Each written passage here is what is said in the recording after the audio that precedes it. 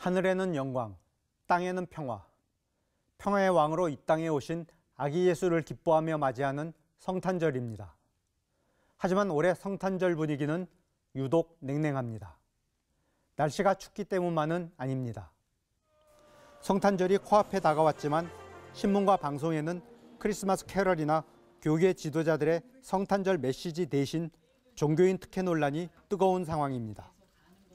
정부가 마련한 종교인 과세 법안이 입법 예고되자 일제히 반발 여론이 고개를 들었습니다. 근로소득 대신 세율이 훨씬 낮은 종교인 소득으로 과세하기로 한 것까지는 사회 여론에서도 수용하는 분위기입니다. 그러나 종교활동비를 아무런 한도 제한 없이 비과세하기로 한 내용에 대해서는 어떤 전례도 찾아보기 힘든 역사상 유례없는 특혜이자 탈세를 조장하는 구멍이라는 반발이 쏟아졌습니다. 실제로 언론에서는 종교활동비를 이용한 탈세 방법까지 소개되는 있어서는 안 될 상황까지 거론되기에 이르렀습니다.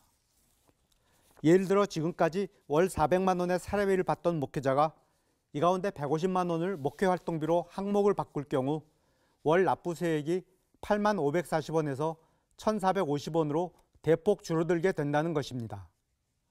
이럴 경우 같은 월 400만 원 소득의 평신도가 근 11만 원을 세금으로 납부하는 것과 비교해 거의 100분의 1 수준으로 줄어드는 것입니다. 물론 이런 편법을 저지를 교회는 없으리라고 믿습니다.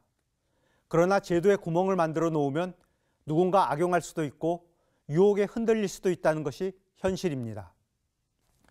그런데 종교인 과세 중 지나친 특혜 조항을 일부 수정해야 한다는 여론이 고조되자 일부 교계 지도자들이 내놓은 반응은 순교를 각오하고 반대한다는 입장입니다. 한국기독교총연합회 등은 종교인 과세 개정하면 순교적 각오로 저항하겠다고 성명을 발표했고 결국 정부는 당초 입법 예고안에서 극히 지엽적인 내용만 손질하는 데 그쳤습니다. 종교활동비를 무제한 비과세한다는 핵심 조항은 유지한 채 지금 명세서 신고 조항만 추가한 것입니다. 그러나 이런 정도로 종교인에 대한 특혜 논란이 가라앉지는 않고 있습니다. 극소수 고액 사례비 목회자만 혜택을 보는 조항으로 인해 한국교회 전체가 매도당하는 안타까운 현실입니다.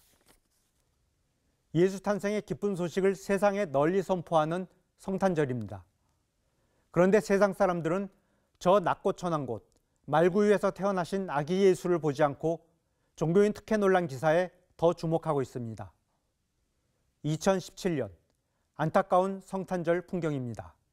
CBS 논평이었습니다.